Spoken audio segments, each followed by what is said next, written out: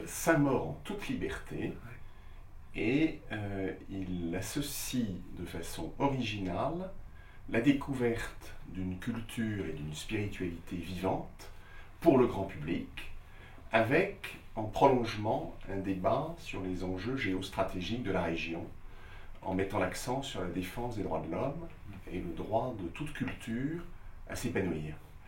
Donc l'universalité des droits de l'homme et la découverte d'une culture particulière, moins bien connue des Français. Donc l'année dernière, c'était le Tibet, avec un débat sur la Chine et le Tibet.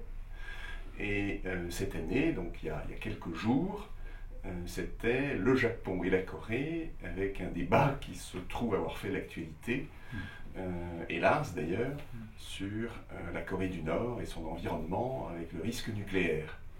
Et à chaque fois, il se passe des choses extraordinaires, étonnantes, parce que on s'aperçoit que dans notre bonne ville de Saint-Maur, à 2 pas de Paris, eh bien, les habitants, toutes générations confondues, s'émerveillent de découvrir ces trésors à travers des témoignages vivants, de personnes qui ont en elles intériorisé cette culture et cette spiritualité. Là, c'était très marqué, bien sûr, par le bouddhisme. Et puis, se passionnent aussi pour les menaces qui pèsent sur cette culture, sur ces peuples et sur l'environnement, avec des experts de tout premier plan. Donc on a comme ça une séquence de 4 jours où on voyage avec bonheur, en s'enrichissant et en apprenant à découvrir le vaste monde dans son infinie diversité. J'ai passé un diplôme de sophrologue et j'ai eu la chance de travailler avec le créateur de la méthode, qui est un homme qui s'appelle Alfonso Caicedo et qui a voyagé dans le monde entier et qui s'est inspiré du zen, on peut dire ça, parce que la sophrologie, il y a une grande part qui est basée sur le zen, et cette technique m'a énormément servi dans ma vie d'artiste, ma vie de journaliste, ma vie de comédienne, ma vie d'animatrice radio. Voilà, je vois beaucoup à toutes ces techniques qui partent à la base du zen. Alors la sophrologie, en fait, c'est la science de la conscience. C'est comme ça que l'a défini Caicedo. Ça veut dire quoi? Ça veut dire arriver à être bien dans son corps, à prendre conscience de sa respiration, de ses tensions musculaires, de ses pensées négatives, pour petit à petit arriver à en prendre le contrôle. Voilà, il n'y a pas de fatalité en sophrologie. On peut arriver à être maître de soi, maître de ses émotions également.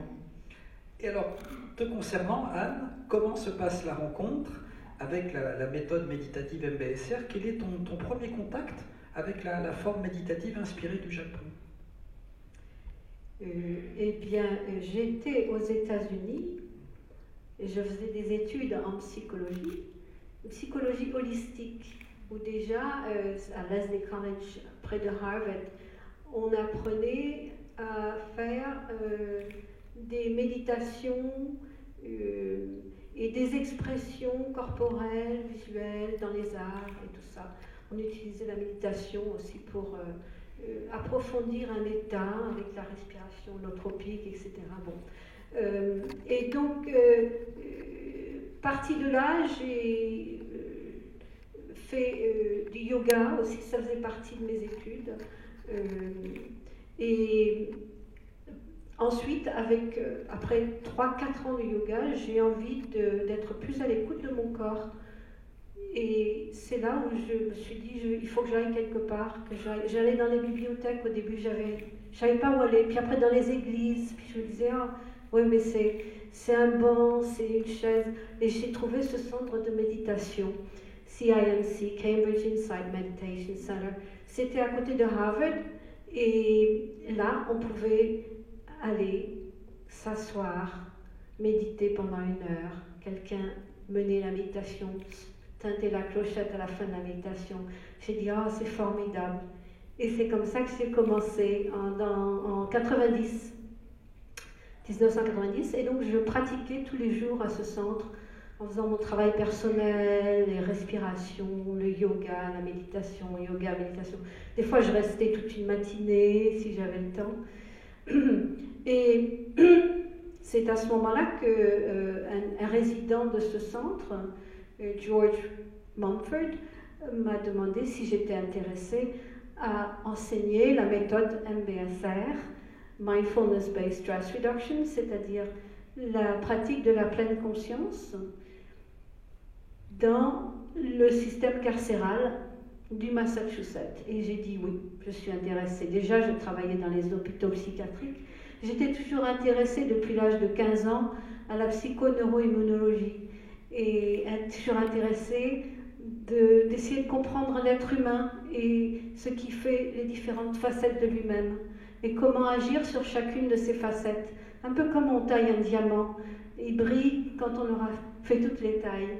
Et voilà, et donc on est comme ça, et on a plusieurs facettes à tailler, à polir, et c'est ça qui m'a beaucoup plu. Donc je l'ai fait en psychologie, en yoga, en respiration, dans les arts et dans la méditation.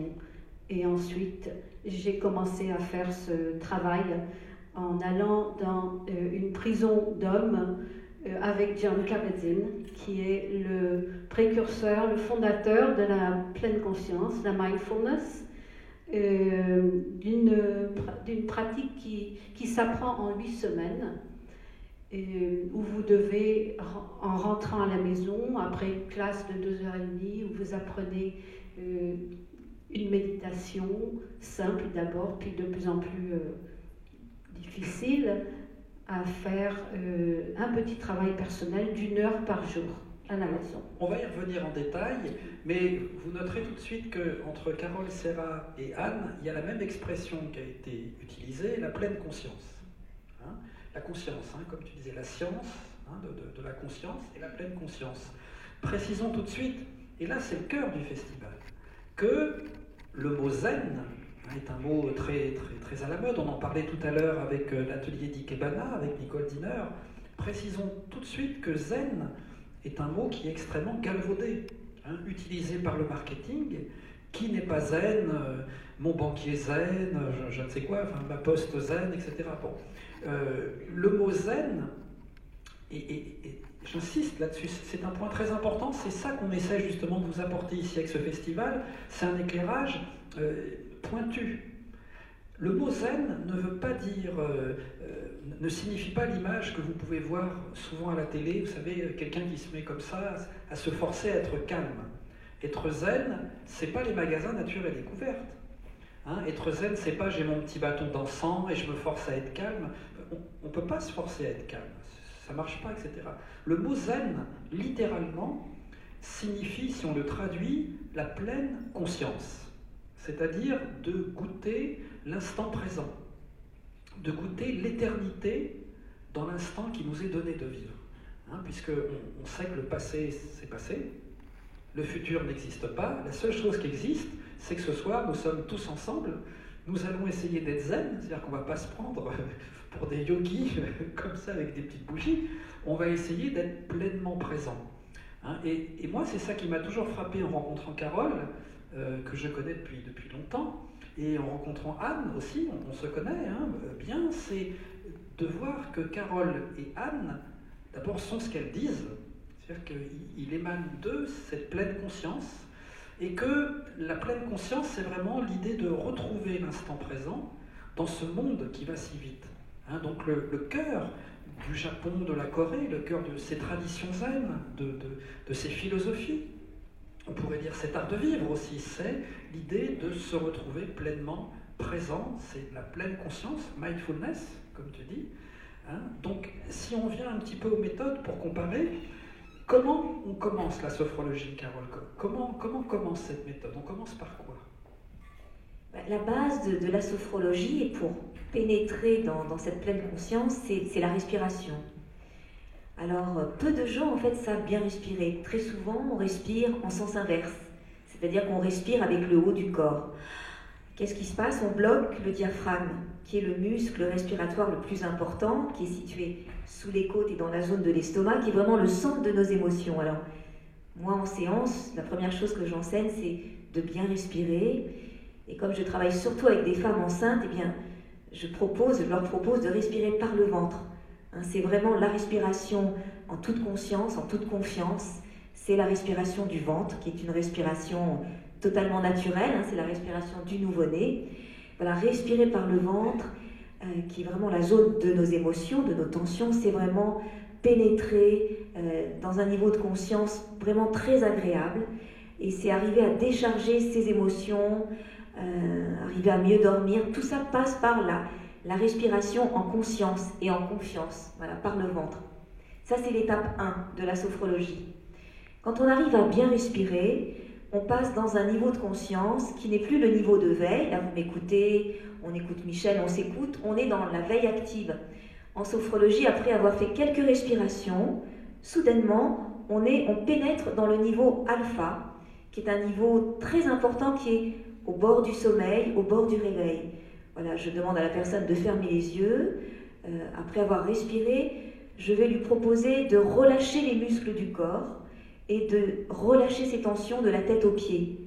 Étant donné qu'elle n'est plus en état de veille, mais en état alpha, le cerveau lui aussi lâche prise, il est déconnecté des peurs, des doutes, des inhibitions, et beaucoup plus facilement, vous allez lâcher les tensions de tout votre corps, vraiment du haut du crâne jusqu'au bout des pieds, en commençant toujours par le visage, le cerveau, car c'est dans la tête qu'il se passe beaucoup trop de choses. Notre cerveau est des fois surchargé de pensées, voilà.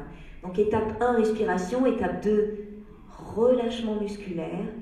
Et ce n'est qu'après ces 2 étapes indispensables qu'on peut arriver, tout doucement, à commencer à relâcher le mental. Car le mental, c'est ce que je disais à Anne tout à l'heure, c'est vraiment ce qu'il y a de plus difficile. Le mental, c'est quoi? C'est tout ce qu'on se raconte, c'est le stress qu'on se crée, c'est nos pensées parasites, nos pensées négatives.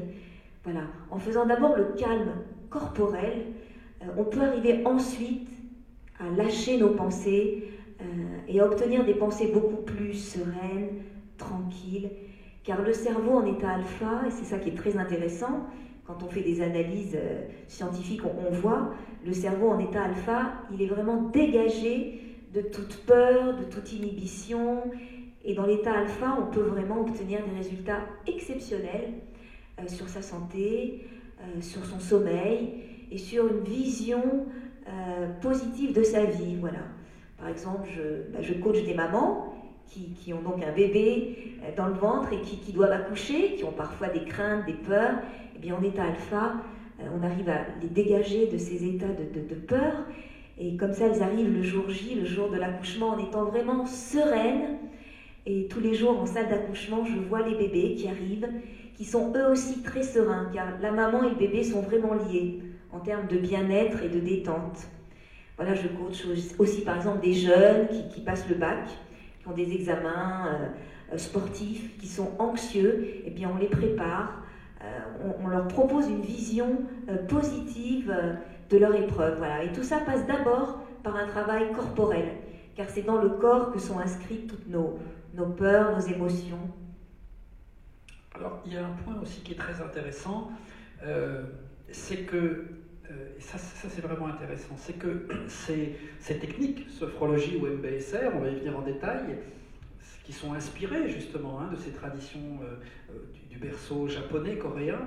Il faut savoir que ces techniques dont vous parlez aujourd'hui, on peut les mesurer scientifiquement. On en parlait tout à l'heure dans l'atelier d'Ikebana, il y a ce qu'on appelle les neurosciences. Les neurosciences, ce sont les sciences du cerveau, c'est-à-dire qu'on a pu mettre des patients ou des pratiquants méditatifs, on va y venir en détail, dans des scanners et regarder qu'est-ce qui se passe dans le cerveau. Et on s'est aperçu qu'il y a un lien direct entre les états d'apaisement dont tu parlais et le système immunitaire. C'est-à-dire que plus une personne va être en pleine conscience, ou s'apaiser, quelle que soit la technique, entre MBSR ou la sophrologie, plus le système immunitaire se booste, si vous voulez. Et il ne faut pas oublier aussi que, évidemment, tu parlais du cerveau qui tourne sans cesse. En 2004, le quotidien du médecin a fait paraître une méta-analyse qui a repris 300 études faites avec 30 années de recul sur le stress, où les médecins reconnaissent aujourd'hui que le stress serait visiblement la première cause des causes de mortalité. C'est-à-dire que les cancers, les infarctus, les accidents cérébraux, etc. seraient provoqués, il y a un lien avec ces 30 années de recul, hein, le quotidien du médecin expliquait qu'il y a un lien assez clair qu'on peut établir entre toute forme d'émotion perturbatrice, anxiété, etc., et les grandes maladies, hein, les grandes causes de mortalité aujourd'hui. Alors, ce qui est intéressant, c'est qu'évidemment, ce ne sont plus de belles paroles philosophiques ou quand on dit c'est psychosomatique, ce sont des données cliniques qu'on vérifie sur les scanners. Donc si on revient à la méthode MBSR, qui a été testée aussi hein, d'une manière neuroscientifique, est-ce que tu peux nous expliquer, Anne, comment John Kabat-Zinn, le grand neurobiologiste américain, a fondé cette méthode?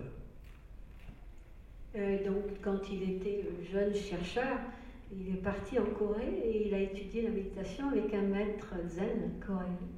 Et il est rentré aux États-Unis en se disant « Mais mon Dieu, c'est tellement important, je veux faire que ça maintenant. » Il a quitté les recherches à MIT, Massachusetts Institute of Technology. Tout le monde le connaît, cet institut? C'est un grand institut de recherche de technologie à Cambridge, dans le Massachusetts, où il travaillait avec un grand professeur prix Nobel. Et il a décidé de mettre en place un programme qui pourrait aider les Occidentaux à se poser.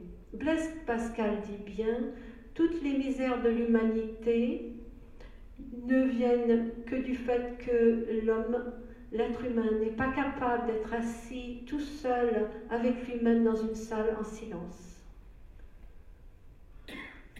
Ça demande à réfléchir, ça, mon Dieu. Et donc, il s'est dit, il faut que je trouve une façon d'enseigner aux Occidentaux ce que j'ai appris en Asie. Et il a mis en place ce programme de 8 semaines, où pendant chaque semaine, nous apprenons aux participants à aller progressivement vers la méditation. Ce n'est qu'à la 5e semaine que les personnes peuvent méditer pendant 45 minutes. Les 4 premières semaines, il y a une pratique, de rentrer dans son corps. Et comme était dit avant, comme tu disais, c'est qu'on commence en effet avec la respiration. On apprend aux gens à s'installer dans leur respiration, à l'écouter et à faire cette respiration abdominale. Et quand ils font cela, il se passe quelque chose, c'est que le sympathique s'arrête et le parasympathique dans le système nerveux et de tout ce qui se passe dans le corps se met en marche et s'installe donc le repos, la relaxation, la tension artérielle baisse, le pouls ralentit et la personne se sent beaucoup mieux. Et on pourrait peut-être, pour que vous en fassiez l'expérience, faire une toute petite méditation avec la respiration de 2-3 minutes. C'est ce que vous pouvez utiliser quand vous vous sentez un peu stressé. Vous avez besoin de prendre du recul vis-à-vis de quelque chose qui vous est arrivé. Et vous pouvez toujours le faire, si vous vous en souvenez. Alors, donc, vous vous asseyez bien droit dans votre siège. Vous pouvez vous adosser si vous voulez. Et puis, vous pouvez mettre une main sur l'abdomen. Et vous respirez par le nez. Et à l'inspire, vous laissez votre cage thoracique puis votre abdomen prendre de l'ampleur, comme un gros ballon. Et à l'expire, la cage thoracique et l'abdomen décroissent de volume. À l'inspire, l'abdomen croît de volume. Et à l'expire, c'est le contraire. Et vous ralentissez votre respiration, si elle le veut bien. Et si elle veut être plus saccadée, vous êtes avec ça. C'est ça la pleine conscience, c'est d'être avec la réalité et de l'accepter. Et c'est à partir de ce moment, quand on réalise ce qui se passe, quand on est avec ce qui se passe, on ne combat plus et il y a un lâcher-prise.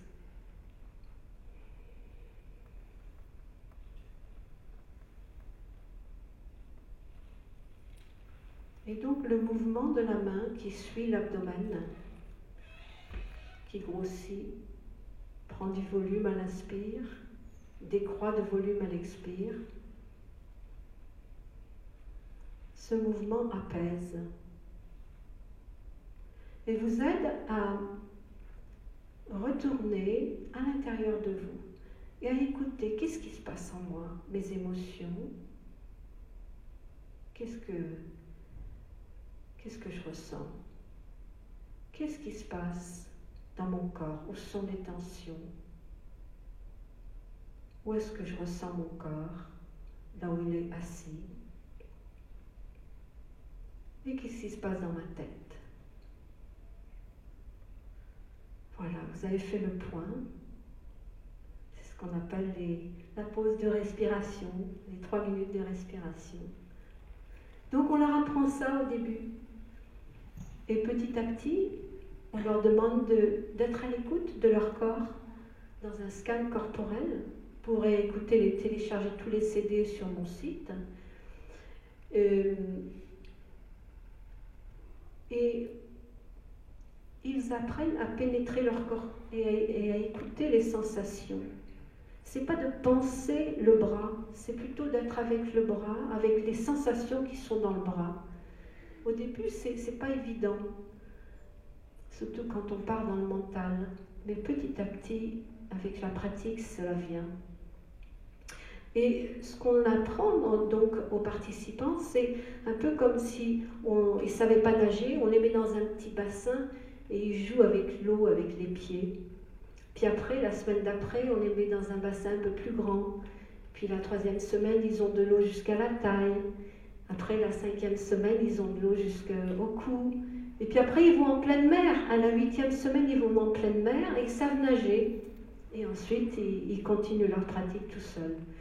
Mais on leur a appris toutes les étapes et on a regardé avec eux ce qui pouvait les aider, ce qu'il faut laisser tomber, ce qui est bon. Parce qu'on leur dit, finalement, rien ne cloche avec vous, jamais. Si quelque chose ne marche pas, laissez-le tomber, ce n'est pas le bon exercice pour vous.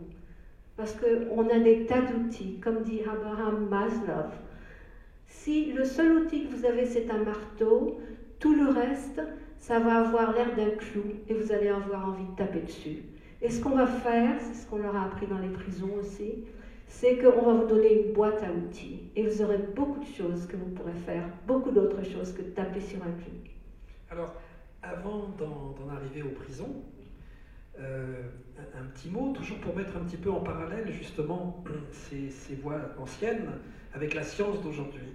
Donc en neurosciences, on s'est aperçu, tu parlais de petit à petit, on en parlait, c'est la même chose pour toi Carole, tu disais on apprend par le souffle, on réapprend à respirer.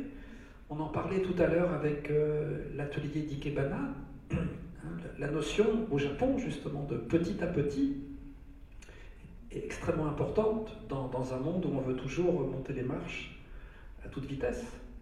Et on s'est aperçu qu'une minute méditative, qu'elle soit par le souffle, par la sophro, ou comme tu viens de l'expliquer, aussi par le souffle, une minute méditative agit de manière très précise sur le cerveau.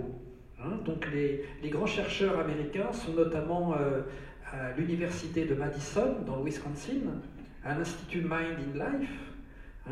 Cet institut absolument incroyable où il y a donc parmi les plus grands neuroscientifiques américains et aussi venus du Québec. Moi, il y a mon ami Mario Beauregard, dont je te parlais. Mario donc, est le plus grand neuroscientifique de Montréal et il effectue pour le gouvernement donc, des programmes de recherche sur les états méditatifs. Donc on s'est aperçu, avec un recul quand même d'une 20aine d'années, qu'une minute, si on accorde dans notre journée une minute à notre souffle, comme tu viens de le faire, on a une action qui est mesurée scientifiquement sur notre santé, Tu parlais du rythme cardiaque. On sait que ça agit sur le taux d'acidité, par exemple dans l'estomac. On sait que cela agit sur le système digestif et sur le système immunitaire. Tout à fait. Ça, c'est... Et même sur le corps, pour illustrer ce que tu viens de dire, en fait, Mathieu Ricard a fait une étude pour montrer combien la méditation était importante pour le cerveau et comment elle pouvait agir sur le corps. Alors c'est assez impressionnant. Il a pris 2 groupes de 5 personnes, ce sont tous des hommes, à qui on a demandé de penser qu'ils sont en train de soulever des poids lourds. Alors il y avait un groupe de 5 hommes qui vraiment, eux, avaient des haltères et soulevaient donc les poids. L'autre groupe, lui, était assis comme Anne, en méditation. L'autre groupe méditait et pensait qu'ils étaient en train de soulever les poids lourds. Et puis on a fait cette étude sur 5 jours, à raison de à peu près 3 minutes de méditation. Et on a mesuré les viscotos des hommes. On s'est aperçu que les hommes qui étaient assis comme Anne, qui avaient simplement pensé, médité, qu'ils étaient en train de soulever les poids, eh bien, eux avaient des pectoraux plus développés que ceux qui l'avaient fait pendant des heures. Ce qui prouve que notre pensée est extrêmement créative. Et c'est pour ça qu'en méditation, en sophrologie, la pensée, la vision est très très forte. Il faut faire très attention à ce qu'on pense, car notre pensée agit vraiment sur notre corps. Et en sophrologie, on développe beaucoup la pensée positive. Et c'est comme ça qu'on arrive à certaines guérisons qui sont extraordinaires. Ouais. Le cerveau est un élément fabuleux de notre corps et il faut le guider vers du positif, toujours du positif. Ça, c'est intéressant parce que ça rejoint l'imagerie mentale, ce qu'on appelle les visualisations. On va y venir avec MBSR. On s'est aperçu, pareil, que certains sons en musicothérapie, ce sont les sons que tu utilises avec ton mari, certains sons, certaines formes, certaines couleurs que l'on peut regarder ou que l'on peut voir par image mentale. C'est-à-dire qu'on peut se suggérer. On sait que ces formes agissent sur le cerveau. Les grands chercheurs neuroscientifiques américains disent que notre cerveau est une pâte à modeler, une plasticité neuronale, c'est le terme exact. Et cette plasticité neuronale, nous la modelons à chacune de nos émotions. Alors on a le droit de se mettre en colère, de s'énerver à tout bout de champ, ou on a le droit de se dire « cette vie est courte, chaque instant est si important et je vais essayer de le vivre en pleine conscience ». Et plus on entraîne notre cerveau, ne serait-ce qu'1 minute par jour, ou en faisant attention petit à petit, comme tu l'expliquais, plus il y a des conséquences démontrées d'une manière scientifique sur le cerveau et la santé. Alors moi je voudrais te poser plusieurs questions, Anne, justement. Oui. Quand tu nous racontes ton expérience dans les prisons, qu'est-ce que tu as ressenti la première fois? Comment tu as enseigné la première fois face à un prisonnier? Comment ça se passe? Comment tu arrives dans la prison? Raconte-nous cette aventure. Oui, d'abord quand on arrive sur le pourtour de la prison, on voit tous ces murs énormes avec ces fils de fer barbelés et il y a un car park, on va se garer dans le parking et il y a juste les drapeaux américains qui flottent et qui battent l'étendard, ça fait froid. Ça glace le corps, ça va jusqu'aux os. Et alors, ça fait tellement... On a tellement froid parce qu'il n'y a pas un seul arbre autour pour voir les prisonniers s'ils s'échappent, qu'il y a un vent glacial qui bat sur les drapeaux. Et on rentre dans cet endroit. Et la première fois, on est rentré à Norfolk Prison avec John Kabat-Zinn. Et j'étais, moi, avec une stagiaire et lui. C'est lui qui allait enseigner les 8 premières semaines pour qu'on voit, puis que lui aussi, c'était sa première fois dans la prison, et donc lui aussi, il avait un peu la trouille. Et quand on est rentré dans la trappe, c'était une prison de sécurité médium, avec 2000 hommes, je crois. Eh bien, on rentre dans une trappe, on ferme la porte derrière vous, et puis on vous fouille, on regarde tout, et puis vous rentrez dans une autre trappe. Et cette trappe, c'est une espèce d'endroit où on vous voit de là-haut, et on regarde, et on voit des gens qui nous regardent de là-haut.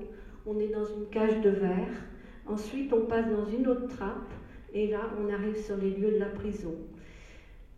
Et ensuite, on va dans la salle. Alors, en allant dans la salle, je me souviens une fois à Norfolk, ils essayaient de nous le cacher. Il y avait eu une rixe, on dit comme ça en français, et il y avait eu des coups de couteau, il y avait du sang par terre. Alors ils essayaient de nous faire marcher à côté, enfin. Et ils nous disaient après, vous en faites pas, vous êtes en sécurité, on a tout ce qu'il faut pour vous protéger. Vous pensez, une seule personne pour 50 prisonniers, c'était à peu près l'équivalent. Et on nous avait dit avant de rentrer, écoutez, si vous êtes pris comme pris par les prisonniers dans une rixe ou quelque chose, on ne peut pas aller vous chercher. Il faudra voir ce qu'on peut faire, mais on ne peut pas vous délivrer tout de suite comme ça. Donc on avait quand même un peu peur et on utilisait donc la pleine conscience pour vraiment être dans le moment présent, être avec notre peur, parce que c'est ça finalement la pleine conscience, c'est de s'ouvrir pleinement à ce qui se passe. Quand tu dis on arrive dans cet univers carcéral, oui. On a peur, il y a un stress, oui. qu'on éprouve nous-mêmes, alors oui. On vient enseigner, on utilise la pleine conscience. Concrètement, comment on utilise la pleine conscience? Alors moi je l'utilisais pour moi, c'est ça, hein, et John aussi, et donc eh bien, c'est vraiment d'habiter mon corps. Quand je vous parle, vous pouvez le faire pour vous-même aussi. C'est-à-dire de sentir, là où vous êtes assis, le contact des ischions dans la chaise, les pieds par terre, de sentir la sensation des pieds qui sont posés par terre, qui sont dans les chaussures, la sensation de vos mains, où elles sont posées, le contact avec le tissu, la taille, votre respiration, plusieurs choses. Aussi, le son de ma voix qui vient à votre oreille. Et tout ça, c'est la réalité. Et c'est ça la pleine conscience, c'est d'être avec la réalité telle qu'elle est. Et vous utilisez la respiration aussi, vous pouvez l'écouter, et puis vous cadencez vos minutes avec votre respiration. Vous pouvez l'utiliser pour vous calmer. Si vous sentez un peu...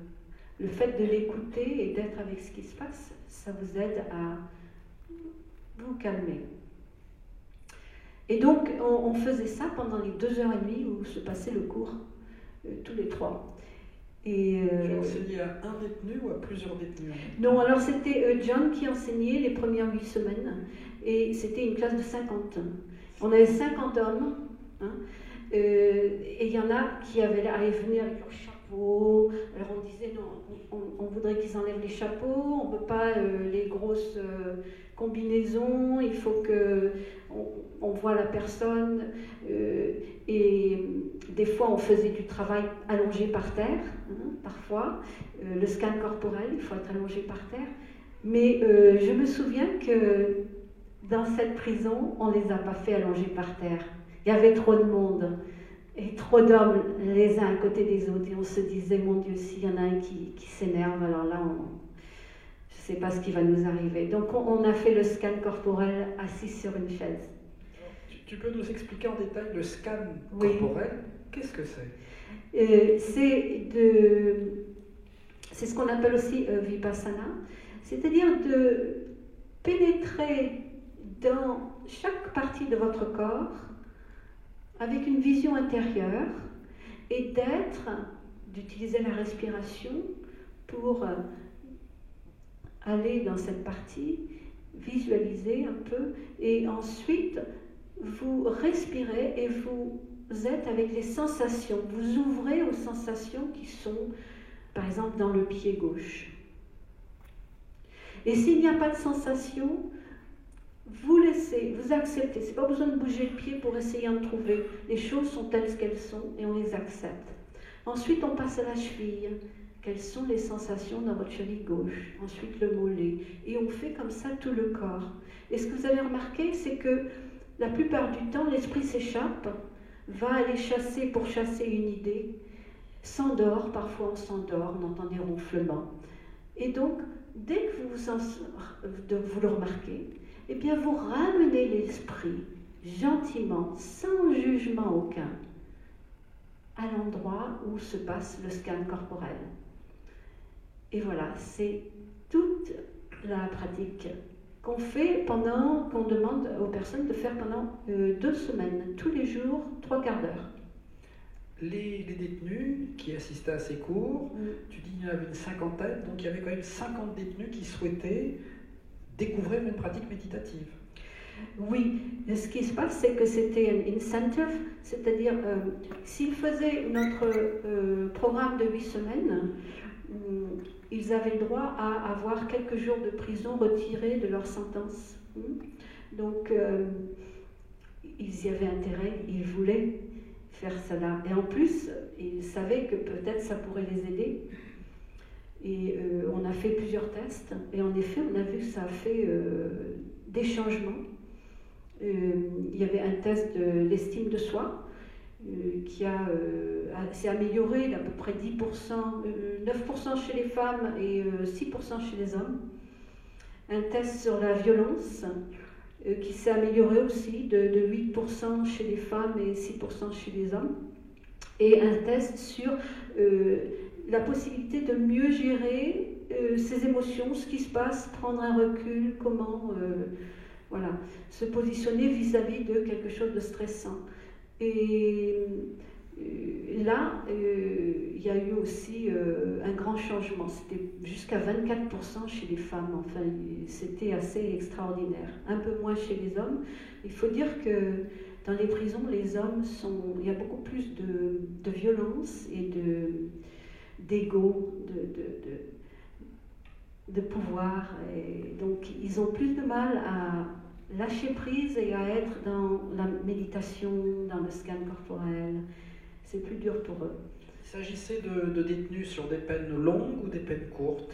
En général, des peines moyennes. On n'avait jamais des prisonniers à vie qui sont dans une autre partie de la prison.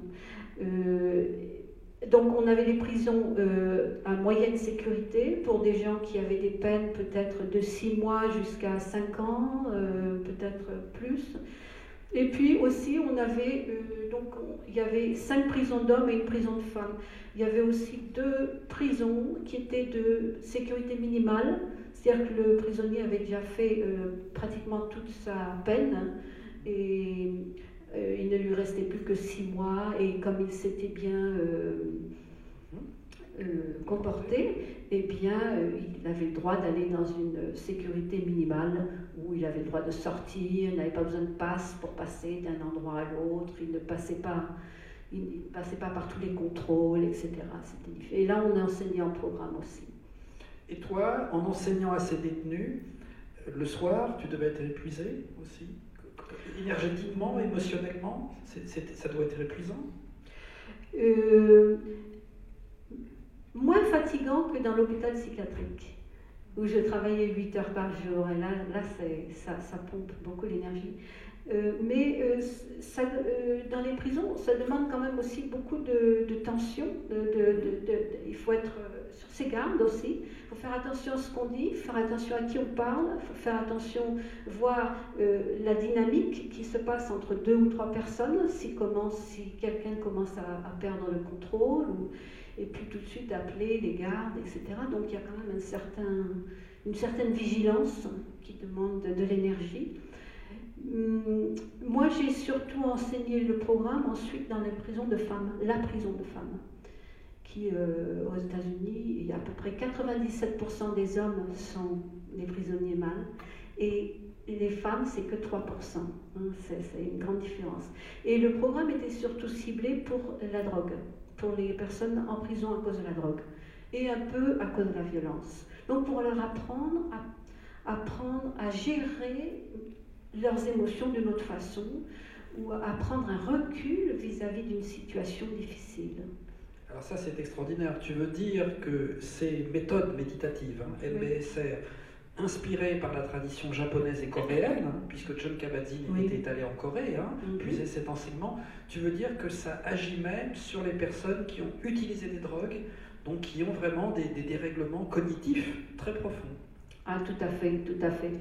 Parce que ce qui se passe, c'est que quand on prend de la drogue dure, hein, les endorphines du corps se taisent et on les utilise plus. C'est pour ça que les drogués sont ensuite, ils ne peuvent plus lâcher. Parce que leurs endorphines naturelles ne marchent plus, ne fonctionnent plus. Mais quand ils reviennent petit à petit et qu'ils font le programme, eh bien, le corps refait les endorphines petit à petit. Et ils apprennent à remarquer leur intention, l'impulsion de vouloir prendre une drogue parce qu'il se passe quelque chose en eux. Et ils apprennent avec nous à regarder qu'est-ce qui se passe. Ah, je suis en colère. Ah, j'ai envie de lui taper dessus. Ah, tiens, ben là je vais respirer, respiration abdominale, et puis je vais rester là et je ne vais pas lui taper dessus.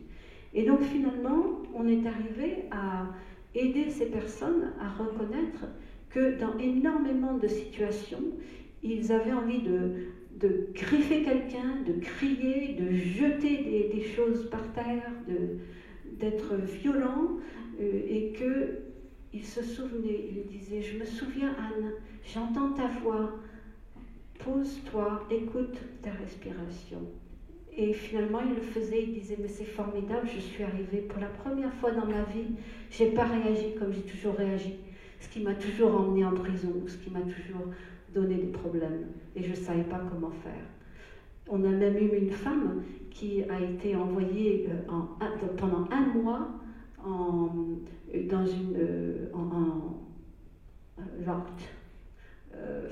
une prison, dans une cellule, hein, isolée pendant 1 mois. QHS. Ah, comme ça on dit en français. D'accord. Sécurité. Oui, mais donc elle était toute seule dans cette pièce, elle n'avait pas le droit de sortir pendant 1 mois. Et elle a dit, et là, je me suis arrêtée et je me suis souvenue de ta voix, Anne. Et ça disait, tu respires. Et tu sens ta respiration, tu sens ton corps. Et elle a dit, mais ça m'a aidée, j'ai fait ça pendant 1 mois. Les gardes me regardaient par la petite fenêtre, ils se disaient, mais qu'est-ce qui se passe ? Elle est complètement zen. Elle m'a dit, mais c'est formidable. C'est ce que j'ai fait et ça m'a sauvée. Et je suis ressortie, transformée. Donc tu veux dire que par cette méthode méditative, oui.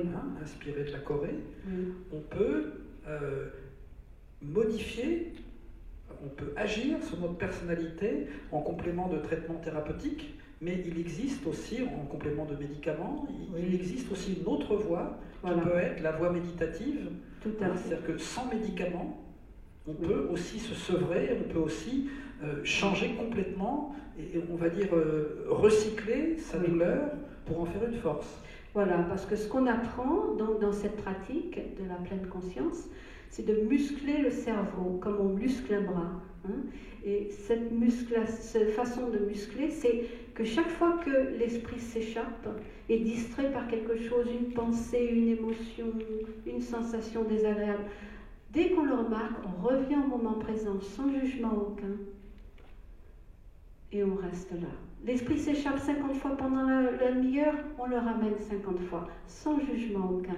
Et cette pratique de revenir, c'est ça qui muscle le cerveau, qui va le changer, qui va faire de nouveaux neurones. L'hippocampe va détruire les vieux neurones destructeurs, autodestructeurs, et va former de nouveaux neurones. Ça a été trouvé dans les neurosciences. Hein. Et ces nouveaux neurones, ce sont des neurones de réponse appropriée à une situation stressante. Et finalement, ça se passe tout seul dans le cerveau. Après 3, 4, 5 semaines, mes participants me disent « Mais Anne, mais c'est formidable, ça m'arrive déjà ce que tu décris. » Voilà. Donc, il s'agit juste de le faire tous les jours. Et c'est ça le programme. C'est que si vous n'avez pas le temps d'y donner 3/4 d'heure, 1 heure tous les jours, ne faites pas encore le programme. Faites-le que quand vous voulez y mettre ce temps, tous les jours. C'est ce qu'on expliquait, c'est-à-dire que le cerveau est un muscle, et comme un sportif, comme un musicien, il y a des tests qui ont été faits, par exemple, sur un jongleur du cirque Barnum aux États-Unis. L'un des plus grands jongleurs, donc on l'a passé au scanner, Et on s'est aperçu, il faisait 4 représentations par jour, et donc à force de jongler, son cerveau avait une forme bien précise. Voilà. Il est parti en vacances, il a arrêté de travailler au cirque pendant 2 mois, et on l'a scanné au retour de vacances. Là, il n'avait pratiquement pas jonglé. Son cerveau avait vraiment changé de forme. Hein, donc on a pu s'apercevoir à la fois sur des artistes, des sportifs, des musiciens. Il y a de grands joueurs de tennis aussi, je sais, qui ont été scannés pour qu'on voit. Et on s'aperçoit, c'est très important, qu'à la moindre petite minute méditative, tac, il y a tout de suite une conséquence. Oui, cette conséquence, elle peut être très très grande au niveau du corps. Enfin, voilà. je voulais témoigner par rapport à des femmes enceintes que j'ai suivies. J'ai eu un jour, entre autres, une maman. Elle est venue me voir, bon, elle était en larmes, elle était au tout début de sa grossesse, et son gynécologue lui avait dit, écoutez, c'est très embêtant, votre placenta est en train de se décoller. Donc elle saignait, et puis ça peut être grave en début de grossesse d'avoir un placenta qui se décolle. Bon, on a fait une seule séance de sophrologie à base de, comme disait Anne, de respiration, de pleine conscience, de relâchement musculaire et de visualisation. Qu'est-ce qu'on a visualisé ? Je lui ai fait une visualisation autour de son corps et de son problème qui est « mon placenta se décolle ».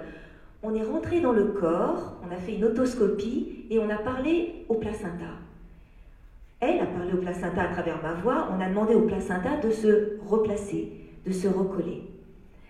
Elle s'est réveillée de la séance, elle était bien, en confiance. 2 semaines après, elle a repassé une échographie. Et son gynécologue l'ausculte, et là, il n'en revient pas, il dit « Attendez, madame, c'est merveilleux, votre placenta, il s'est replacé, il s'est recollé. » Et elle m'a téléphoné en me disant ça, c'est vraiment incroyable. Comme quoi, on a vraiment une force dans le cerveau est un vrai muscle, et on a un pouvoir à travers la visualisation de parler même à ses organes. Et j'aurai d'autres exemples comme ça, on peut vraiment parler à son corps, à son cœur, à son foie, à son ventre, à son estomac. Et quand on en est persuadé, quand on est vraiment en pleine conscience, l'organe nous écoute au plus profond de nous, au plus intime de nous. Et là intervient la guérison. C'est assez miraculeux. Et il y a une chose que je dis chaque fois au début du programme, c'est que si vous allez au travail 5 jours par semaine, à la fin du mois, vous avez une paye d'1 mois. Si vous allez au travail que le lundi, à la fin du mois, vous n'avez que 4 jours de paye. C'est la même chose. Pour en revenir à toi quelques instants, Carole, donc tu utilises aussi ta voix d'une manière thérapeutique par rapport au fœtus avec ton mari, Laurent Stopnicki, qui est compositeur, musicothérapeute et qui compose des mélodies que tu chantes au fœtus et dont il se souvient après. Je crois que... Voilà, en fait, nous on utilise la sophrologie, qui est la base de notre travail, mais on a rajouté 2 éléments, qui est la musique. Alors pourquoi la musique? Quand je fais des séances avec des femmes enceintes ou des chefs d'entreprise, la musique c'est un langage, ça émet vraiment des vibrations sonores et ça parle directement au cerveau. Quand la personne est allongée, les yeux fermés, que je lui mets une certaine musique avec des fréquences basses, eh bien le cerveau se déconnecte totalement, il est complètement coupé de ses peurs, de ses inhibitions et le corps se relâche beaucoup plus facilement. Donc il y a une certaine musique qui vraiment relaxe la personne instantanément.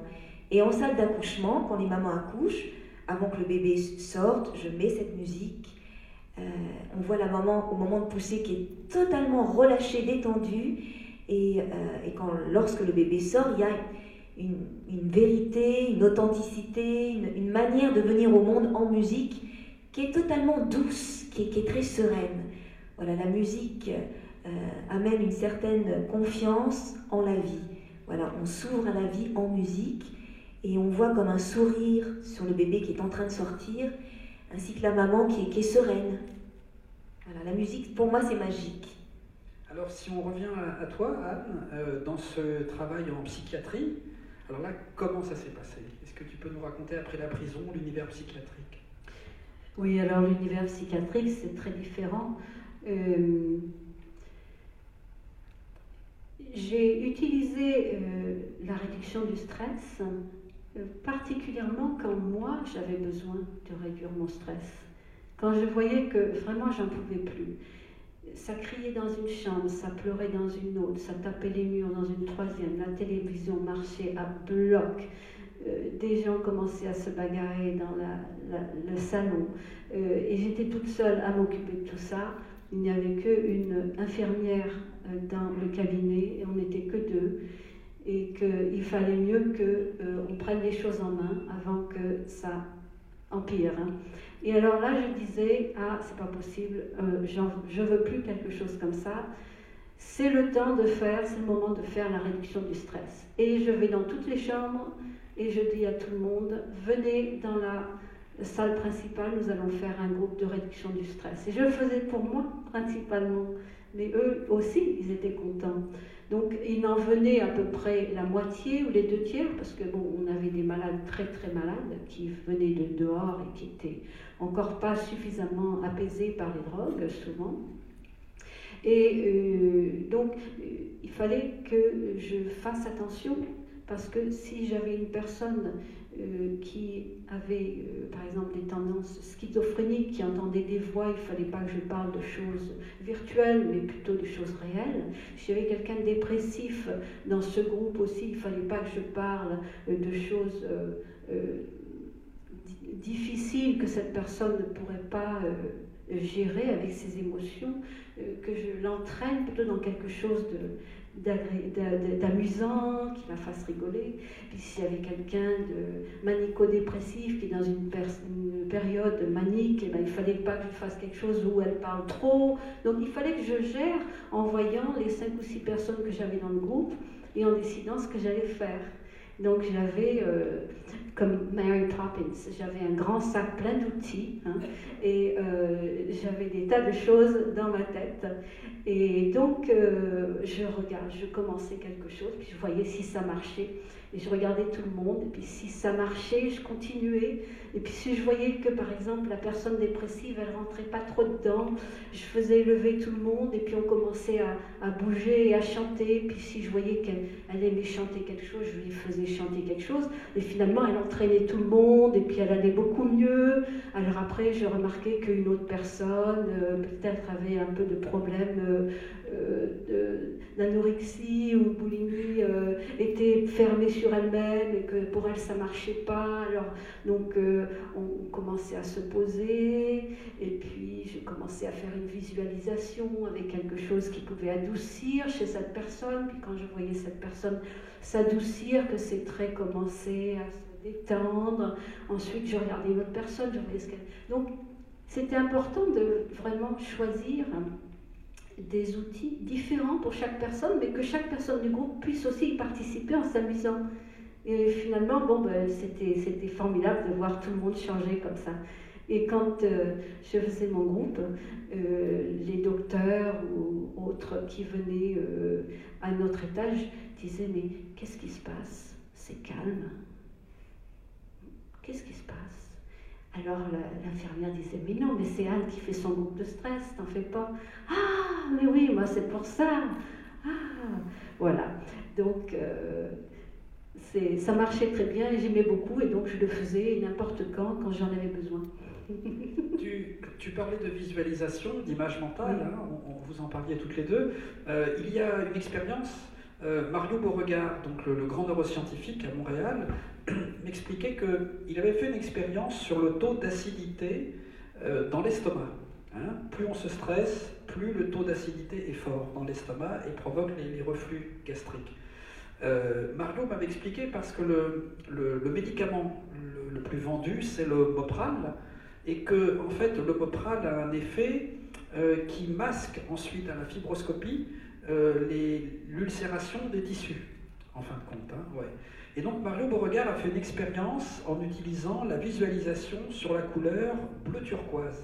Donc il y avait eu 2 groupes, un groupe qui prenait du Mopral et l'autre groupe qui, pendant plusieurs semaines, visualisait la couleur bleu turquoise. Le groupe qui utilisait le Mopral, au bout de 2-3 jours, les douleurs revenaient. Donc on prend un cachet, hein, il y a un certain nombre d'heures où la douleur ne se fait plus sentir, c'est une sorte de plâtre, hein, puis après ça recommence, etc. L'autre groupe qui utilisait la visualisation, l'image mentale, sur la couleur bleu turquoise, hein, on visualisait que la couleur comme ça rentrait dans l'œsophage et le bleu turquoise se répandait et apaisait. Le groupe de malades s'est aperçu à la fin du stage qu'effectivement, il y avait moins de reflux, moins de brûlures. Bon, on s'est aperçu de ça en neurosciences. Donc on pourrait multiplier les exemples comme ça. Si vous allez sur le site Mind in Life ou sur le site de Mario Beauregard, vous verrez aussi les résultats de ces expériences. Mais il y a une chose qui est très intéressante, c'est que Mario Beauregard, qui a expertisé Mathieu Ricard, tu parles des expériences avec Mathieu, c'est Mario qui les a faites en grande partie. Mario Beauregard a expertisé, et ça c'est unique au monde, des carmélites, des religieuses chrétiennes. C'est la première fois, le Vatican a donné son accord, que des religieuses chrétiennes ont pu être expertisées. Donc il y a eu 12 carmélites d'un Carmel, pas très loin de Montréal, qui se sont prêtés aux expériences neuroscientifiques. Et là, on a pu mesurer que par la prière, les carmélites, quand elles priaient, elles diffusaient des ondes gamma dans le cerveau qui agissaient sur leur système immunitaire. Donc à la fin, Mario Beauregard a discuté avec la prieure, la chef des carmélites, en lui expliquant les données. Et la prieure, c'était très drôle, lui a dit « Mais vous savez, prier, ça vient de respirer. » On oublie, mais elle lui disait le mot « prier » en hébreu se traduit par « respirer au large ». Cette idée de retrouver le souffle. Et la carmélite lui disait « Mais vous savez, professeur, dans les évangiles, il y a la question qui est posée au Christ, comment faut-il prier ? Et le Christ répond, tu prieras dans le souffle et la vigilance. En pneuma et naletheia, en grec, exactement. Et donc, la carmélite disait, ben oui, chez nous ça marche, parce que nous on appelle ça une prière, mais c'est l'attention que l'on porte au souffle. Et c'est tout l'enseignement du cœur de nos évangiles. Donc ça, c'était vraiment intéressant de voir que, sans faire de prosélytisme, sans rien, mais quand on regarde cliniquement, on s'aperçoit que si on accorde de l'attention à son souffle, et par l'image mentale, en plus, ou par le son dont tu parlais, il y a une action qui est totalement mesurée d'un point de vue scientifique. Donc moi, c'est ça qui m'intéressait, c'était ce côté très pragmatique, très rationnel des choses. Et c'est ça que je trouve de fascinant dans la sophro, telle que tu l'enseignes, et dans MBSR, c'est que ce sont des méthodes laïques, où il n'y a pas d'enseignement philosophique, ce sont des méthodes laïques, mais on voit, si on les met en parallèle avec les textes anciens, les textes sacrés, laïques ou pas laïques, ça marche. C'est ça qui est intéressant, c'est prier ou respirer, enfin chacun mettra le mot qu'il veut, le fait d'accorder de l'attention à son souffle, ça change tout. Alors dans MBSR, il y a aussi une technique, je voudrais que tu nous en parles, sur la marche en pleine conscience. À Los Angeles, vous avez l'Institut Insight LA, qui est à Santa Monica, et dans cet institut, Christian Wolff enseigne la pleine conscience, et enseigne, comme tu le fais, à ses malades, à ses patients, à faire une marche en pleine conscience, c'est-à-dire qu'elle les emmène sur la plage de Santa Monica, et à 5h du mat', quand le soleil se lève, on voit plusieurs personnes qui marchent très lentement, un peu comme des cosmonautes qui arriveraient sur la Lune, en posant le pied très lentement, et ces personnes, on a pu mesurer, d'un point de vue neuroscientifique, plus on apprend la marche en pleine conscience, mieux on se porte. Et Christian Wolff expliquait qu'on peut déjà s'entraîner, ne serait-ce qu'en garant sa voiture au parking, entre l'endroit où on gare sa voiture et la sortie du parking, les quelques mètres. Christian disait, vous pouvez déjà vous entraîner au parking, à les faire en pleine conscience. Alors je voudrais que tu nous expliques, avec MBSR, qu'est-ce que c'est que cette marche en pleine conscience ? Alors c'est de marcher naturellement, mais de payer attention, de faire attention aux sensations qui émergent quand vous marchez. Et la particularité de la marche en pleine conscience, c'est que ça bouge toujours, ça change toujours. Les sensations sont toujours changeantes. Ça, c'est une des 3 caractéristiques qui arrivent dans la pleine conscience. Et donc, que c'est jamais la même chose. On appelle ça esprit neuf. C'est-à-dire d'être ouvert comme un bébé, et d'ouvrir de s'ouvrir à la sensation qui émerge ici et maintenant, surtout sous la plante des pieds. Et si vous marchez pieds nus, ça sera encore plus fort. Et vous pouvez le faire très lentement, si vous êtes dans une salle où personne ne vous regarde, ou dans un centre de méditation, mais si vous êtes en ville, vous pouvez le faire naturellement et à une allure normale et être en pleine conscience. Ce qui est formidable, c'est que la méditation assise peut entraîner des fois trop de léthargie ou trop de concentration qui fait que l'esprit devient trop aiguisé et on n'arrive plus à dormir, on est trop excité, ou il y a plusieurs états qui sont difficiles à gérer.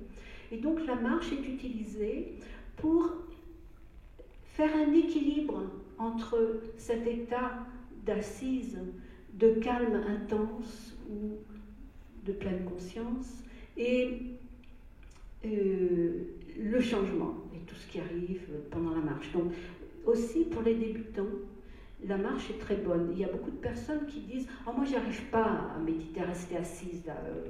C'est impossible.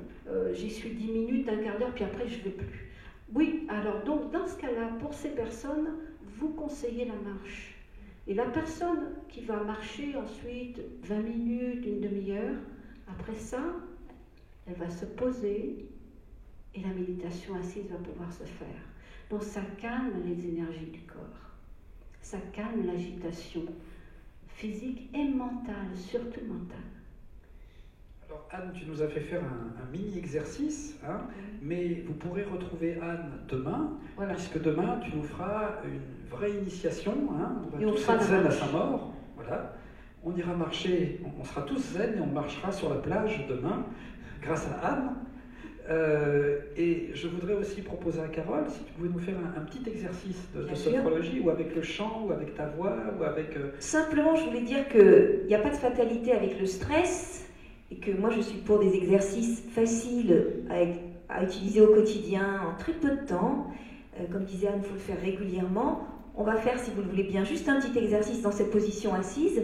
Voilà, je vous invite à vous asseoir confortablement, le dos bien calé, voilà. Les pieds bien à plat, et vous fermez les yeux. Voilà, pour commencer, on va faire juste une petite respiration. Vous inspirez par le nez en gonflant le ventre comme un ballon, et lentement, vous expirez par la bouche en soufflant et en rentrant le ventre. À chaque inspiration, vous vous remplissez de calme, de bien-être, et à chaque expiration, vous relâchez toute fatigue ou tension. Sachez que plus longue est votre expiration par la bouche, et meilleure sera votre détente. Voilà, à présent, vous allez prendre conscience de votre corps dans cette position assise, et vous allez simplement relâcher tous les muscles du corps, du haut du crâne jusqu'au bout des pieds. Et vous commencez par relâcher votre front. Votre front est lisse. Vos pensées sont calmes, tranquilles, comme si vous étiez devant un lac, tranquille, que rien ne vient perturber. Puis vous relâchez les yeux. Les paupières sont lourdes. Relâchez les petits muscles autour des yeux. La détente pénètre à l'intérieur des joues. Entr'ouvrez les lèvres, desserrez les dents, décrispez les mâchoires et prenez conscience de votre visage qui est en train de se relâcher. À présent, la détente glisse et se pose sur votre gorge. Votre gorge se détend. Relâchez les muscles du cou. Les vertèbres cervicales se relaxent, ainsi que les deux épaules. Laissez aller les épaules. Détendez les deux bras. Sentez vos deux bras devenir lourds, comme attiré par la pesanteur. Puis prenez conscience de votre dos. Relâchez votre dos, vertèbre par vertèbre. Sentez votre dos s'enfoncer en toute sécurité. Le bas du dos est relié à votre ventre, alors détendez votre ventre est souple et votre digestion se fait facilement. Relâchez tout le bassin, desserrez les muscles des fessiers, des cuisses, des genoux, des mollets, jusqu'au bout des pieds. Conscience de tout votre corps relâché pour imprimer, pour enregistrer cette détente. Pour terminer, nous faisons une douce tension des muscles du corps. Vous allez inspirer, serrer les poings, les mâchoires, les fessiers, en comptant jusqu'à 3. 1, 2, 3 et relâchez. Puis maintenant, levez les deux bras. On lève les deux bras. On lève les bras. On serre les poings. Quelques secondes. 1, 2, 3, 4 et relâchez d'un coup. Repos, récupération. Voilà, vous ouvrez les yeux. Une petite détente sur 1 minute et demie. Ça va ? On est tous japonais. Les pauses détente à tout moment de la journée sont très utiles. On n'y pense pas assez, mais ça fait beaucoup de bien. Que l'on soit assis au bureau, devant son ordinateur, chez soi, à la maison, avant de s'endormir. Des petites pauses suffisent vraiment à réguler le système nerveux sympathique et parasympathique. Et de par là même les émotions. Il n'y a pas de fatalité avec le stress, on peut tous y arriver. Et pour résumer et conclure en 2 mots cette soirée, justement les grands moines zen qui sont à l'origine de tout ce que vous nous avez transmis ce soir, notamment Thich Nhat Hanh qu'on cite souvent. Thich Nhat Hanh explique souvent que on passe notre vie à ne pas être vivant, c'est-à-dire qu'on passe notre vie toujours dans toutes ces pensées, tous ces soucis, tout ce stress au quotidien, et on oublie l'instant présent.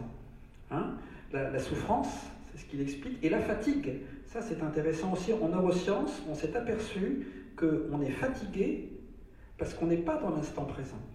Tout à l'heure, on parlait de Mathieu Ricard, puisque tout le festival est au profit de la fondation de Mathieu. D'ailleurs, si ce festival vous intéresse, il y a l'urne à la sortie, dans le hall. Vous pouvez mettre un petit euro pour Mathieu, en sachant que 1 euro... l'an dernier, par exemple, on avait collecté 3 000 euros. 3 000 euros, ça fait 300 000 roupies. Donc ça a permis à Mathieu Ricard de faire équiper des camions en hôpitaux de campagne et d'aller soigner des gens à travers l'Himalaya. Donc pour en venir à Mathieu et à la pleine conscience, souvent on s'aperçoit qu'on passe notre vie à ne pas vivre, c'est-à-dire à ne plus être présent. Or, tout ce que vous nous avez transmis, toutes les deux ce soir, de manière laïque, c'est justement de revenir à l'instant présent. C'est-à-dire qu'on est souvent, c'est quand on est confronté à la mort ou à la maladie, qu'on se dit j'aimerais tellement vivre un peu plus, ou d'un seul coup on retrouve le sens qu'a la vie. Donc c'est ça, moi, qui me fascine dans ces méthodes que vous nous avez enseignées ce soir, c'est de ne jamais oublier que la seule chose qui existe, c'est d'être présent et d'être en vie tous ensemble ce soir. Mathieu Ricard, par exemple, souvent, moi je connais bien Mathieu depuis longtemps, et un jour il m'a dit une phrase que j'oublierai jamais. J'ouvre la porte de sa petite cellule et il me dit « Ah Michel, je peux te voir, mais j'ai 5 minutes, mais 5 vraies minutes. » Donc c'était 5 fois 60 secondes.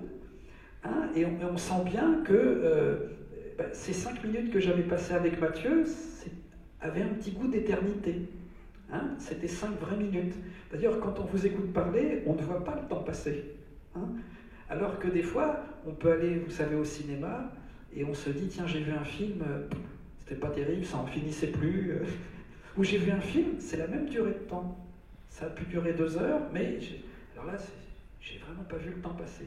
Tout dépend, la conscience, la qualité de pleine conscience qu'on met dans chaque instant présent. Et Mathieu Ricard, justement, qui a une journée digne d'un ministre ou d'un président, enfin Mathieu a un emploi du temps extrêmement millimétré tous les jours aux 4 coins du monde, je vois souvent Mathieu qui est très peu fatigué. Et justement, hein, ça rejoint ce qu'on disait, c'est-à-dire que, et ça rejoint vos vies, parce que vous avez des vies épuisantes en même temps. Hein, enseigner la pleine conscience dans les hôpitaux psychiatriques, dans les prisons, ou enseigner comme tu le fais auprès de toutes ces femmes enceintes. En fait, on s'aperçoit que quand on est dans l'instant présent, on fatigue beaucoup moins que si notre esprit n'est pas là. Hein, si on est tout le temps en train de se dire j'ai mon téléphone, j'ai ci, j'ai ça, etc. Donc, être dans l'instant présent, comme vous avez expliqué, défatigue. Hein, on s'en aperçoit en neurosciences, il y a une meilleure oxygénation du cerveau, donc à partir de là, tout le corps en bénéficie au quotidien. Donc, si vous voulez approfondir avec Anne, Anne est là ce soir et elle est là demain, donc vous pouvez la rencontrer demain au festival, lui poser à 11h, voilà, lui poser plein de questions et Anne fera une vraie méditation. Oui. Hein. Et puis Carole sera là aussi demain à 14h et à 16h pour faire une méditation chantée et guidée pour avec des enfants. Avec les enfants, ça c'est extraordinaire de voir, il y a 2 jours, plein de petits bouts de choux dans la salle à côté. Hein, autour de toi, faire des exercices. Le bien-être, ça commence déjà à l'enfance. L'enfant a besoin de respirer, de se concentrer. Et c'est merveilleux de travailler avec des enfants. C'est vraiment un grand bonheur. En tout cas, moi je voulais vous remercier toutes les deux. C'était un grand bonheur de vous avoir reçus. Et vous pourrez poursuivre la discussion avec Anne. Hein, je sais qu'il y a des gens qui souhaitaient te rencontrer. Hein, demain, à partir de 11h, tu seras dans la salle. Et puis Anne sera avec nous encore un petit peu demain, si vous avez quelques questions à lui poser. Et ainsi que Carole. Voilà, merci infiniment à toutes les deux. Merci Michel de nous avoir reçus.